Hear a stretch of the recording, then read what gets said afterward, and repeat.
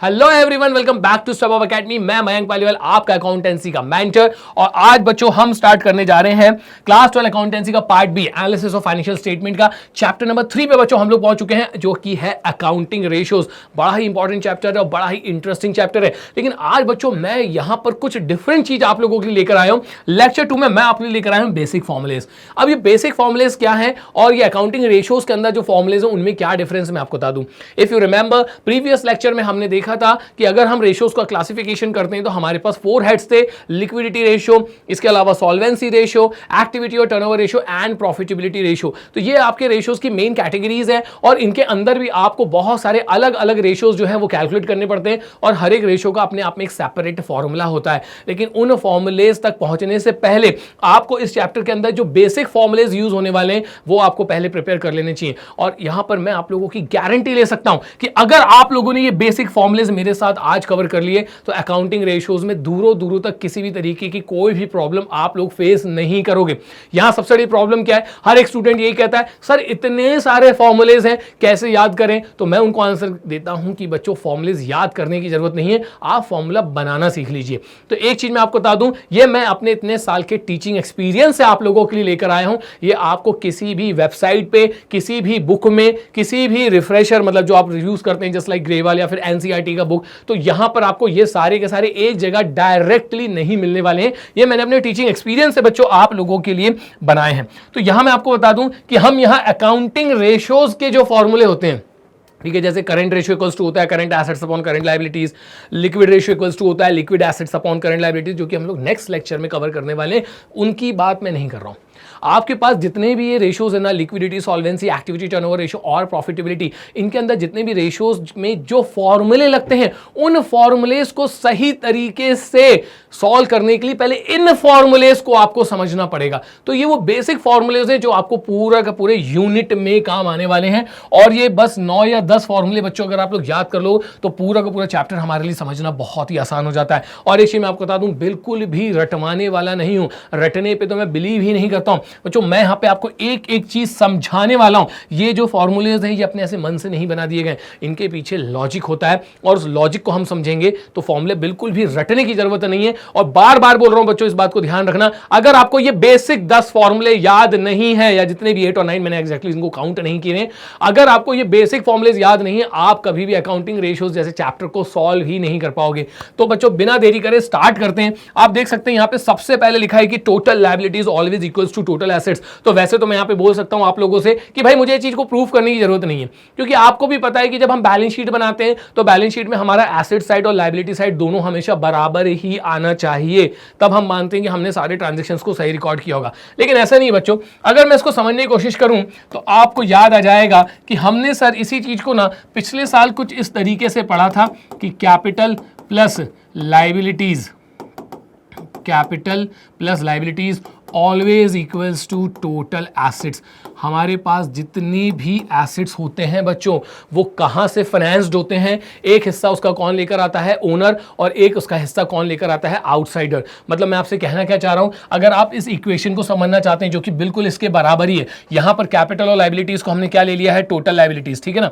तो ये accounting equation है, आप लोगों ने 11th स्टैंडर्ड में पढ़ा होगा, बहुत ही जबरदस्त मायने होते हैं इसके। लेकिन बेचारे के साथ एक भेदभाव हो जाता है कि ये हमारे सिलेबस में मार्क्स के अकॉर्डिंग ज्यादा वेटेज नहीं रखता है, इसलिए लोग उसको इग्नोर कर देते हैं। लेकिन मैं आपको बताऊं, अगर अकाउंटेंसी पे कमांड बनानी ना तो ये छोटे छोटे टॉपिक हमारे लिए बहुत ही काम के होते हैं। देखो मैं आपको बताऊं कि आपका जो बिजनेस होता है ना वो हमेशा 0 से स्टार्ट होता है, उसके पास अपना खुद का कुछ भी नहीं होता है। तो सपोज किसी पर्सन ने बिजनेस स्टार्ट किया तो बिजनेस में क्या आ जाएगा, कैश। तो मैं मान के चलता हूं कि उसने बिजनेस स्टार्ट किया है कितने से, 10,000 से। तो ये जो 10,000 है ये हो गया हमारे लिए एसेट। अब इसको फाइनेंस किसने किया है, इसको फाइनेंस कर रहा है हमारे बिजनेसमैन ने। तो हमारी बच्चों कैपिटल भी कितनी हो जाएगी, सर से 10,000।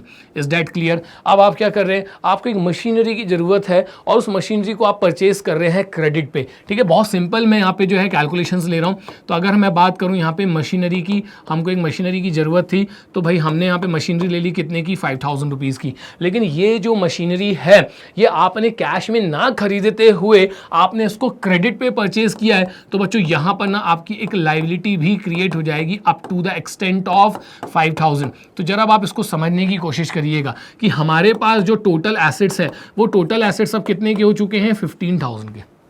ठीक है, आउट ऑफ 15,000 10,000 किसने कंट्रीब्यूट किया है, सर बिजनेसमैन ने, जिसको आप बोलते हैं कैपिटल। और जो आपका 5,000 रिमेनिंग है वो किसने कंट्रीब्यूट किया है, सर वो आउटसाइडर्स ने कंट्रीब्यूट किया है। तो एक चीज मैं आपको बता दूं, किसी भी ट्रांजैक्शन के बाद आपके एसेट्स हमेशा कैपिटल प्लस लायबिलिटीज के बराबर ही होंगे। भाई आप इसकी थीम समझने की कोशिश करिए। मेरे पास जो कुछ भी है वो दो ही जगह से बिजनेस में आ सकता है, ओनर्स फंड और borrowed fund. That's why total assets always equals to total liabilities. तो यहां बच्चों आपको ये समझ में आ गया होगा क्यों यहां पे हमने लिख के रखा है कि total liabilities always equals to total assets, क्योंकि ऐसा हमेशा होता ही है। आपके पास जो कुछ भी है वो हमेशा दो जगह से आएगा, ओनर्स फंड से और बोरोड फंड से, जिसे आप कैपिटल और लायबिलिटीज भी बोलते हैं। तो total liabilities always equals to total assets. अब हम बात करें, अब लोग क्या कहेंगे, सर ये तो फॉर्मूले, बिल्कुल फॉर्मूले, लेकिन आप इनको डेरिवेशन समझो। ठीक है, आप इनको डेरिवेशन समझो। अब हम बात करते हैं टोटल लायबिलिटीज की। अब मैं कुछ आज अलग ही भाषा बोलने वाला हूं। तो मैं किस चीज का मेंटोर हूं, सर आप हैं अकाउंटेंसी के। लेकिन एक चीज मैं आपको बता दूं, मेरी नजर में जो टोटल लायबिलिटीज होता है ना, ये होता है सोर्स ऑफ फाइनेंस। कुछ पढ़ा है आप लोगों ने, 11th स्टैंडर्ड में एक चैप्टर आपको पढ़ाया जाता है बिजनेस स्टडीज में, वहां पे ये टर्म यूज किया जाता है सोर्स ऑफ फाइनेंस। ठीक है, तो मैं आपको बता रहा हूं कि अगर इसका ये डेरिवेशन बनाया गया है तो ये कैसे बनाया गया होगा, क्या सोच के बनाया गया होगा, इस पे हम लोग डिस्कस करने वाले हैं। तो बेटा आज से आप लोगों के लिए टोटल लायबिलिटीज क्या है, अपने आप में सोर्स ऑफ फाइनेंस। क्लियर? आज से आप लोगों के लिए, सर क्या बोल रहे हो, total liability source of finance? हाँ जी, टोटल लायबिलिटीज जो है वो हमारे लिए क्या होती है, सोर्स ऑफ फाइनेंस। अब आप लोग भी ऑलरेडी पढ़कर आए हो कि सोर्स ऑफ फाइनेंस कितने टाइप्स के होते हैं, दो टाइप के। एक होता है आपका क्या, ओनर्स फंड। एक क्या होता है बच्चों, ओनर्स फंड। और इसके अलावा अगर हमें और फंड्स की जरूरत है तो हम बोरोविंग्स कर लेते हैं, तो दूसरा सोर्स हमारा क्या हो जाता है, सर बोरोड फंड्स। तो आपके पास दो ही सोर्स ऑफ फाइनेंस होते हैं, ओनर्स फंड और बोरोड फंड। ओनर्स फंड को यहां पर बोला जाता है बच्चों शेयर होल्डर्स फंड। ठीक है, सोल प्रोप्राइटरशिप के केस में क्या होता है कि एक सिंगल पर्सन होता है, वो पूरा का पूरा पैसा लगा देता है और वो पूरे के पूरे प्रॉफिट को अकेला एंजॉय करता है और रिस्क भी अकेला ही बेयर करता है। तो वहां पर हम इसी अमाउंट को बोलते हैं कैपिटल। ओनर्स फंड को पार्टनरशिप के केस में बोला जाता है पार्टनर्स कैपिटल। और इन केस ऑफ कंपनीज, क्योंकि कंपनी बहुत लार्ज स्केल पे बिजनेस करती है और इतने ह्यूज फंड्स की रिक्वायरमेंट किसी एक सिंगल पर्सन से पूरी नहीं होती है, तो हम बहुत सारे लोगों को ऑफर करते हैं, आइए हमारी कंपनी में इन्वेस्ट करिए, और एक हमारे पास अच्छा खासा अमाउंट इकट्ठा हो जाता है, जिसको क्या बोला जाता है, शेयर होल्डर्स फंड। तो बेसिकली कंपनी का जो पूरा का पूरा टोटल कैपिटल होता है उसको स्मॉल डिनोमिनेशंस में डिवाइड कर दिया जाता है, जिसे बोला जाता है शेयर्स। और जो लोग उन शेयर्स को परचेज कर लेते हैं वो बन जाते हैं कंपनी के फ्रैक्शनल ओनर, उन्हीं को बोला जाएगा बच्चों यहां पर शेयर होल्डर्स फंड। तो मैंने आपसे क्या कहा कि आज से आपकी लाइफ में एक नया टर्म ऐड करने जा रहा हूं मैं कि टोटल लायबिलिटीज को सोर्सेस ऑफ फाइनेंस भी बोला जाता है। कितने सोर्स ऑफ फाइनेंस होते हैं, दो, ओनर्स फंड और बोरोड फंड। ओनर्स फंड को यहां पर क्या बोला जाता है बच्चों, share holders fund. Is that clear? अब आते हैं हम बोरोड फंड पे। तो कितने टाइप से आप बोरोविंग्स कर सकते हैं on the basis of time. On the basis of time sir हम बोरो कर सकते हैं for short term and for long term. Short term क्या होता है, एक साल से कम के लिए अगर मैं पैसा उधार ले रहा हूं तो उसे क्या बोला जाता है, सर शॉर्ट टर्म बोरोविंग्स। और एक साल से ज्यादा के लिए अगर मैं आप लोगों से पैसा उधार ले रहा हूं तो उसे क्या बोला जाता है, long term borrowings. Is that clear? तो जो आपका सोर्स ऑफ फाइनेंस है वो कितने पार्ट में डिवाइडेड है, सर दो, ओनर्स फंड और बोरोड फंड। ओनर्स फंड को यहां पे क्या बोला गया, शेयर होल्डर्स फंड। अब आज जो बोरोड फंड, सर दो तरीके से बोरोविंग्स की जाती है, शॉर्ट टर्म के लिए और लॉन्ग टर्म के लिए। शॉर्ट टर्म के लिए जो आप बोरोविंग्स करते हो वो ही तो आपकी करंट लायबिलिटीज होती हैं, और लॉन्ग टर्म के लिए आप जो बोरोविंग्स करते हो वो ही तो आपकी नॉन करंट लायबिलिटीज होती हैं। तो in short total liabilities always equals to sir source of finance. कहां से पैसा आएगा, सर ओनर पैसा लगाएगा तो शेयर होल्डर्स फंड। अब हम सर उधार लेंगे तो लॉन्ग टर्म के लिए उधार लेंगे तो नॉन करंट लायबिलिटीज, और बच्चों शॉर्ट टर्म के लिए उधार लेंगे तो current liabilities. That's why total liabilities always equals to share holders fund plus non current liabilities plus current liabilities. आगे देखें बच्चे, अब हमारे पास क्या है, सर नेक्स्ट है शेयर होल्डर्स फंड को ही आपने फर्दर एक्सप्लेन करने की कोशिश करिए।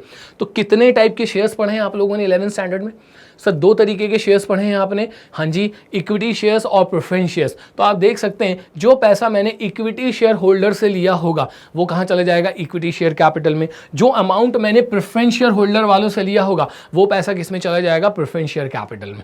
आ रही बात समझ में? तो दोनों आपको पता है क्या डिफरेंस होते हैं इसमें। इसके अलावा जो हमारी बिजनेस की सेविंग्स होती हैं, 11th स्टैंडर्ड में आप बिजनेस स्टडीज में इसको क्या बोलते थे सर, रिटेन अर्निंग्स, कुछ याद आ रहा है कि नहीं, प्लगिंग बैक ऑफ प्रॉफिट्स।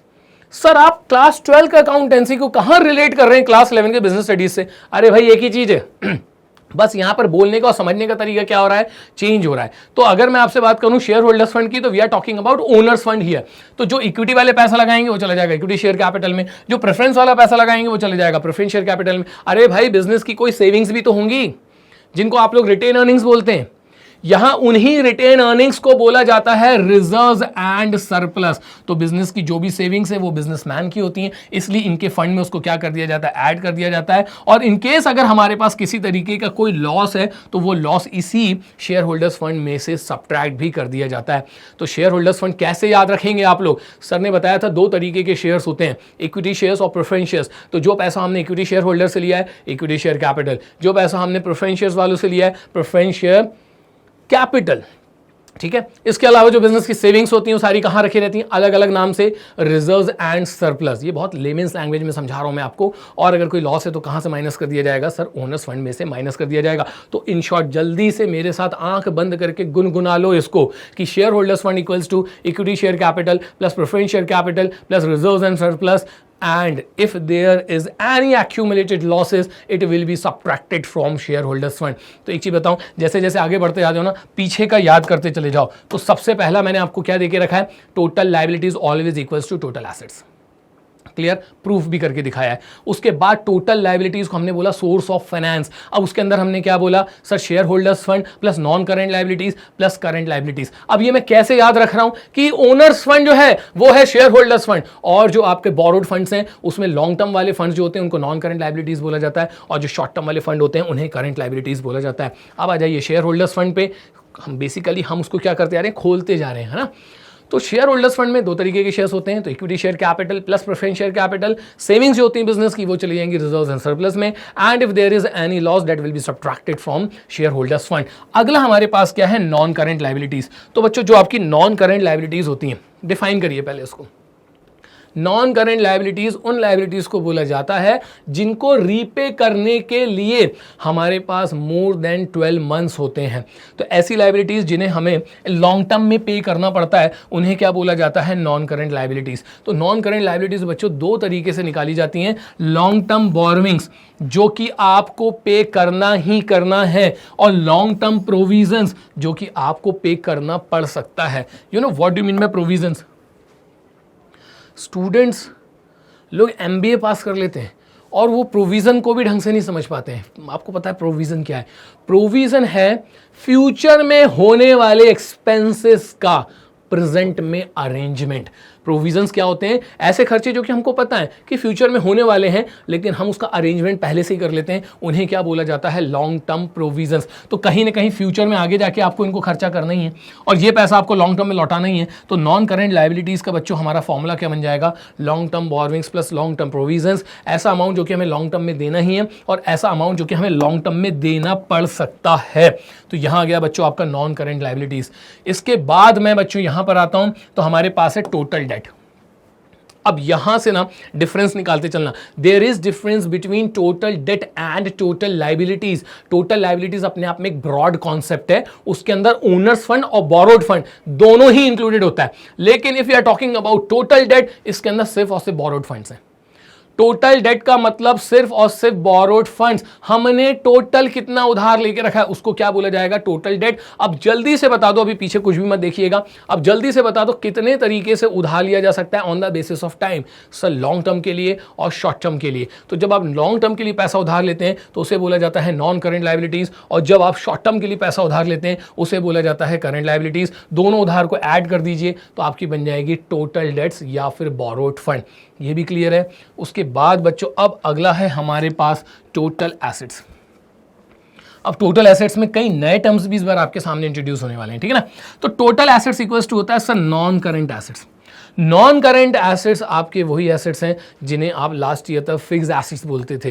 तो ऐसे एसेट्स जो कि बिजनेस में बेचने के लिए नहीं, यूज़ करने के लिए रखे होते हैं, उन्हें बोला जाता है non current assets. Just like plant and machineries, equipment, computers, ठीक है, लैंड एंड बिल्डिंग, ये सब आपके क्या है, नॉन करंट एसेट्स। इसके अलावा एक नया टर्म बच्चों अब यहाँ पे आपको देखने को मिलेगा जिसको बोला जाता है नॉन करंट इन्वेस्टमेंट्स। ध्यान से सुनना, ये इन्वेस्टमेंट्स हमने अपने ही बिजनेस में करके रखें, और कुछ ऐसे इन्वेस्टमेंट्स भी होते हैं जो हमारा बिजनेस दूसरों के बिजनेस में करता है, उसको क्या बोला जाता है, नॉन करंट इन्वेस्टमेंट्स। एक बार फिर से समझ लीजिए, बिल्कुल नया टर्म है आपके लिए। ऐसे इन्वेस्टमेंट्स जो कि हमारे बिजनेस ने दूसरे बिजनेस में किए हैं, हमारी कंपनी ने दूसरी कंपनी में किए हैं, उसको कैसे दिखाया जाता है, नॉन करंट इन्वेस्टमेंट्स के नाम से। तो हमारी कंट्री में जब पेटीएम नया नया आया था ना, तो आपको पता है उसकी फंडिंग कहाँ से हुई थी? उसकी फंडिंग का कुछ हिस्सा आया था टाटा कैपिटल नाम की कंपनी से। तो टाटा कैपिटल ने जो पेटीएम में इन्वेस्टमेंट्स करके रखे, वो किस नाम से दिखाते होंगे बैलेंस शीट में? नॉन करंट इन्वेस्टमेंट्स के नाम से। उसके बाद है बच्चों हमारे पास next long term loans and advances. Loans और एडवांसेस, और वो भी एसेट में, क्या बात कर रहे हैं सर? तो भाई मेरे, लोन सिर्फ लेने का नाम नहीं है, लोन देने का नाम भी होता है। तो जब आप लोन लेते हैं तब जाएगा वो लायबिलिटीज में, लेकिन जब आप लोन देते हैं तो ये आ जाएगा आपके एसेट्स में। तो ये वो लोन से जो हमने लिए नहीं हैं, क्योंकि वो तो लायबिलिटीज होती हैं। ये वो लोन से जो कि हमने दूसरों को दिए हैं फॉर लॉन्ग टर्म। क्लियर? और जो इसके बाद हमारे आखिरी एसेट्स होते हैं वो होते हैं करंट एसेट्स। तो ऐसे एसेट्स जो कि 1 साल के अंदर कैश में कन्वर्ट हो जाते हैं, या फिर जो 1 साल के अंदर यूज होके खत्म हो जाते हैं, उन्हें बोला जाता है करंट एसेट्स। तो बच्चों जरा मुझे बताना कैसे याद रखेंगे आप लोग इसको? Total assets equals to non current assets, ऐसे एसेट्स जिनके ऊपर हमने इन्वेस्टमेंट्स किया फॉर लॉन्ग टर्म अपने ही बिजनेस में, प्लस नॉन करंट इन्वेस्टमेंट्स, ऐसे इन्वेस्टमेंट्स जो कि हमारी कंपनी ने किया है दूसरों की कंपनी में फॉर लॉन्ग टर्म। उसका नेक्स्ट आपके पास होता है long term loans and advances. ये वो अमाउंट है जो कि हमारी कंपनी ने उधार दिया है दूसरी की कंपनी को फॉर लॉन्ग टर्म। और लास्ट होते हैं बच्चों आपके करंट एसेट्स। तो अगर आप इनको समझ जाएंगे ना, तो आपको इनको रटने की जरूरत बिल्कुल भी नहीं पड़ेगी। इसके बाद बच्चों हम लोग आते हैं, वो होता है आपका वर्किंग कैपिटल। ये टर्म भी आप लोगों ने क्लास 11 में सीखा है, सीखा ही नहीं बोलूंगा, सुना है बोलूंगा, क्योंकि मुझे पता है आप लोग बस रट लेते हैं, आंसर्स लिख देते हैं, उसके बाद आप भूल जाते हैं, और यही लाइफ की सबसे बड़ी गलती होती है। हमें अपनी लाइफ में जो कुछ भी पढ़ाया जाता है वो सारी चीज़ें हमें रिटेन करके रखनी चाहिए। वो सारी चीज़ें हमें, मैं नहीं कह रहा हूँ कि रट डालो, आप उसकी वर्किंग को सीखो। ठीक है, तो आप देख सकते हैं वर्किंग कैपिटल इक्वल्स टू क्या होता है, current assets minus current liabilities. थोड़ा सा एक्सप्लेन कर देता हूँ मैं आपको। तो पहले मैं आपको बता दूं बेटा, वर्किंग कैपिटल का एग्जैक्ट मतलब क्या होता है। पढ़ा था ना आप लोगों ने, जिस चैप्टर की मैं बात कर रहा हूँ सोर्सेस ऑफ फाइनेंस, वहाँ पर आपने वर्किंग कैपिटल के बारे में भी पढ़ा था। तो वर्किंग कैपिटल वो अमाउंट होता है जिससे हम अपने बिजनेस की डे टू डे एक्टिविटीज़ को ऑपरेट करते हैं, जैसे कि क्रेडिटर्स का अमाउंट पे करना, इलेक्ट्रिसिटी बिल देना, वेजेस देना, सैलरीज पे करना। तो डे टू डे एक्टिविटीज़ के लिए जो फंड्स की हमें ज़रूरत होती है उसी को क्या बोला जाता है, वर्किंग कैपिटल। तो किसी भी कंपनी का वर्किंग कैपिटल कैसे निकाला जाता है, current assets minus current liabilities. It's very simple actually. Current assets वो होते हैं जो कि 1 साल के अंदर कैश में कन्वर्ट हो जाते हैं। तो बिजनेस में कैश कहां से आ रहा है, करंट एसेट से। तो से हमारे पास जो करंट एसेट्स हैं वो कितने के हैं, 1 लाख रुपीस के। मतलब बिजनेस में कितना कैश जनरेट कर सकते हो फिलहाल अभी आप लोग, हम कर सकते हैं sir up to the extent of 1 lakh. और करंट लायबिलिटीज वो लायबिलिटीज होती हैं जिनका पेमेंट हमें 1 साल के अंदर ही करना होता है। तो 1 साल में कैश आएगा कहां से, करंट एसेट्स में। चला कहाँ जाएगा सर, करंट लायबिलिटीज़ में। तो बच्चों हमारे पास क्या बचेगा, हमारे पास बचेगा सर 40,000। इसी 40,000 से आपको अपनी डे टू डे एक्टिविटीज़ को ऑपरेट करना पड़ेगा। तो ये बन जाता है बच्चों आपका वर्किंग कैपिटल। तो जहाँ से कैश आएगा 1 साल में, उसके बाद जहाँ चला जाएगा, उसके बाद जो बचेगा वही हमारे लिए क्या बन जाएगा, वर्किंग कैपिटल। इसके बाद हम लोग आते हैं बच्चों लिक्विड एसेट्स पे। क्या होते हैं liquid assets? Liquid assets current assets से थोड़े डिफरेंट होते हैं। अगर हम बात करें करंट एसेट्स की, तो ये वो एसेट्स हैं जो कि 1 साल के अंदर कैश में कन्वर्ट हो जाते हैं, या फिर हम इनको 1 साल के अंदर खत्म ही कर देते हैं यूज करके। लिक्विड एसेट्स के कंपैरिजन में हमारे लिए ज़्यादा अप्रोप्रिएट है इन टर्म्स ऑफ लिक्विडिटी। मतलब लिक्विड एसेट्स वो एसेट्स होते हैं जो कि कैश में कन्वर्ट होंगे ही होंगे। तो ऐसे एसेट्स जो कि इलिक्विड इन नेचर होते हैं, तो उन्हें करंट एसेट्स में से बाहर का रास्ता दिखा दो, तो आपके पूरे के पूरे करंट एसेट्स काय में कन्वर्ट हो जाएंगे, लिक्विड एसेट्स में। देखो बेटा, तो हमारे पास है करंट एसेट्स, ये वो एसेट्स हैं जो कि 1 साल के अंदर कैश में कन्वर्ट हो जाएंगे या फिर खत्म हो जाएंगे। उसमें सबसे पहला आता है इन्वेंट्री। अब आप बताओ कि आप भाई दुकान खोले बैठे हो और आपका माल कब बिकेगा आपको पहले से ही पता होता है क्या? No sir. तो ये कब कैश में कन्वर्ट होगा? सब क्या पता, जब माल बिकेगा तब जाके कैश में कन्वर्ट होगा। आ रही बात समझ में? इसके बाद होते हैं प्रीपेड एक्सपेंसेस। तो प्रीपेड एक्सपेंसेस दोबारा कैश में कन्वर्ट नहीं किए जा सकते। तो सर फिर ये करंट एसेट क्यों है? ये करंट एसेट इसलिए क्योंकि इसका जो सर्विस है ना वो 1 साल के अंदर खत्म हो जाएगा, इसलिए करंट एसेट है। लेकिन आप इसको कैश में कन्वर्ट नहीं कर सकते, तो बन गया नहीं अपने आप में इलिक्विड एसेट।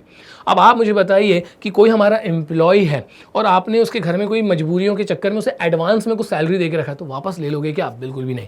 नेक्स्ट है आपका एडवांस टैक्स। अगर आपने एडवांस में टैक्स जमा करके रखा तो इसे भी आप कैश में कन्वर्ट नहीं कर सकते हो। तो मैं क्या कर रहा हूं, मेरे पास जितने भी करंट एसेट्स हैं जो कि कैश में कन्वर्ट होते हैं, उसमें से इलिक्विड नेचर के जो एसेट्स होते हैं उनको उठा के बाहर कर दो, तो मेरे पास आ जाएंगे लिक्विड एसेट्स।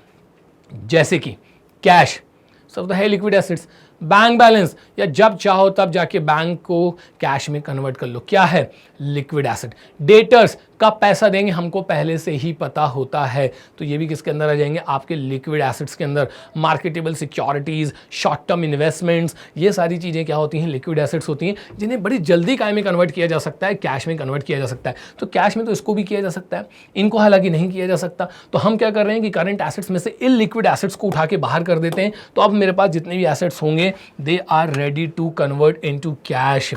नेक्स्ट और लास्ट है मेरे ख्याल से ये कैपिटल एम्प्लॉयड। तो बेटा कैपिटल एम्प्लॉयड की यहां पर आपके पास 2 अप्रोचेस हैं, लायबिलिटी अप्रोच और एसेट अप्रोच। आज मैं ऑन कैमरा बोल रहा हूं, मैं आज आपको इनको जिस तरीके से समझा रहा हूं, अगर कहीं आपको और देखने को मिल जाएगा तो प्लीज़ कमेंट जरूर करिएगा। देखिए कैपिटल एम्प्लॉयड अगर आपको समझना है तो 2 अप्रोचेस आप लोग देख सकते हैं यहाँ पर, लायबिलिटी अप्रोच और एसेट अप्रोच। और इनके फॉर्मूले बड़े सिंपल से हैं, share holders fund plus non current liabilities और non current assets plus working capital.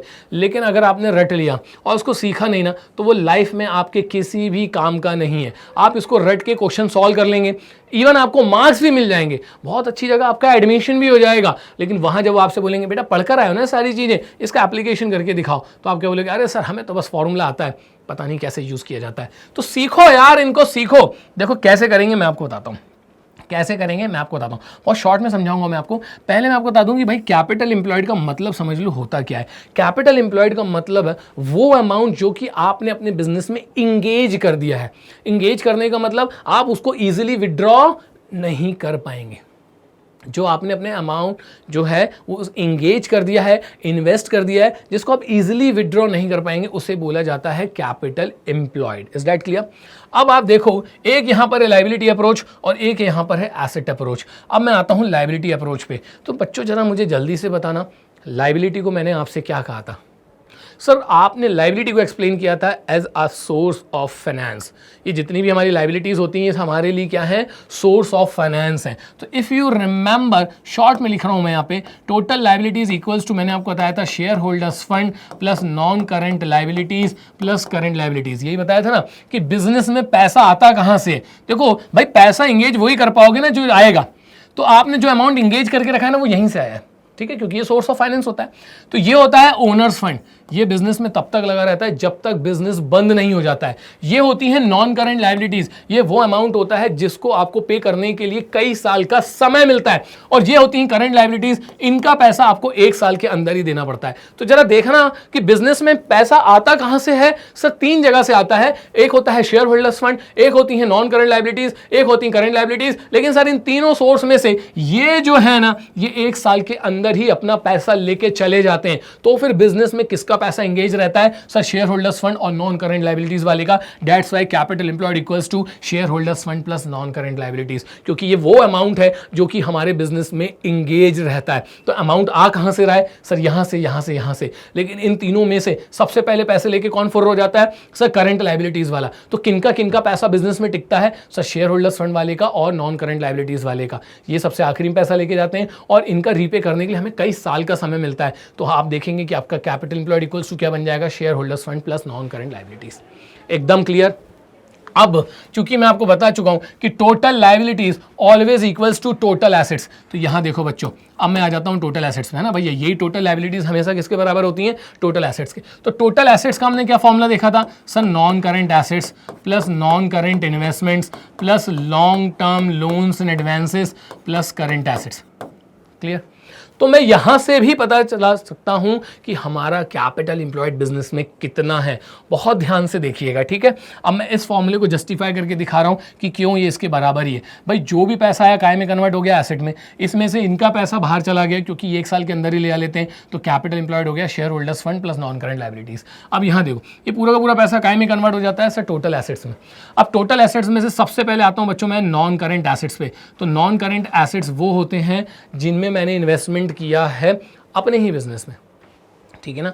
ये आपके नॉन करंट एसेट्स क्या हैं? Plant and machinery, land and building, equipments, computers, ये जितने भी आपके फिक्स एसेट्स हैं ये आपके क्या होते हैं? Non current asset. तो ये तो मैंने अपने बिजनेस में ही लगाया ना। हाँ जी सर। और कैपिटल एम्प्लॉयड का मतलब ही क्या है? वो अमाउंट जो कि हमने अपने बिजनेस में इंगेज करके रखा है। तो यहाँ पर नॉन करंट एसेट्स आप देखो हमारे पास आ जाएगा, क्योंकि ये वो अमाउंट है जो कि हमने अपने ही बिजनेस में इन्वेस्ट करके रखा है फॉर लॉन्ग टर्म। फाइन। उसका कुछ हिस्सा क्या बन गया? Non current investments. Non current investments वो इन्वेस्टमेंट्स होते हैं जो कि हमने अपने बिजनेस में नहीं दूसरों के बिजनेस में इन्वेस्ट करके रखा है। तो चूंकि ये पैसा हमारे बिजनेस में इन्वेस्ट नहीं हुआ है, इसलिए हमारे बिजनेस के कैपिटल एम्प्लॉयड का पार्ट नहीं बनेगा। कैपिटल एम्प्लॉयड वो अमाउंट होता है जो कि आपने अपने ही बिजनेस में इंगेज करके रखा है। ये पैसा तो आपका है, लेकिन ये आपने दूसरों के बिजनेस में इंगेज कर दिया है, इसलिए हमारी कैपिटल एम्प्लॉयड का पार्ट नहीं बनेगा। उसके बाद आते हैं long term loans and advances. मतलब आपने अपना पैसा दूसरों को दे के रखा है, और यहां हम बात कर रहे हैं कि हमने अपने बिजनेस में कितना इंगेज किया है, लेकिन ये अमाउंट हमने दूसरों को उधार दे के रखा है। तो ये पैसा चूंकि हमारे बिजनेस में नहीं लगा है, इसलिए ये हमारे कैपिटल एम्प्लॉयड का पार्ट भी नहीं बनेगा। अब आते हैं करंट एसेट्स पे। तो करंट एसेट्स के साथ एक प्रॉब्लम होती है कि आपको करंट एसेट्स में से हर बार करंट लायबिलिटीज का पेमेंट करना होता है, और करंट एसेट्स में से जैसे ही करंट लायबिलिटीज का पेमेंट करोगे तो आपके पास क्या बचता है? Working capital. अब भी समझाया था ना बच्चों प्रीवियस स्लाइड में, तो आप देखेंगे यहां पर हमारे पास क्या आ गया? Working capital. था ना मजेदार? तो एक बार वापस से फटाफट उठा लेते हैं, इसके बाद बस कुछ नहीं है। ये बेसिक फॉर्मूलेस मेरे ख्याल से मैक्स टू मैक्स 10 होंगे, बस इनको समझ लो। अकाउंटिंग रेशियोज का 50% पार्ट ऐसे ही निकल जाएगा, पता ही नहीं चलेगा। इन्हीं फॉर्मूलेस को बस ट्रांसपोजिशन करके यूज करते चले जाएंगे और हमारा एक बहुत बड़ा चैप्टर बहुत आसानी से हम लोग समझ लेंगे। तो कैपिटल एम्प्लॉयड का मतलब होता है वो अमाउंट जो कि बच्चों हमने अपने बिजनेस में इंगेज करके रखा है। तो बिजनेस में अमाउंट आता है कहाँ से? सर यहाँ से, यहाँ से और यहाँ से। ये वो अमाउंट है जो कि बिजनेस में जिंदगी भर लगा रहता है, इसलिए कैपिटल एम्प्लॉयड का पार्ट बनेगा।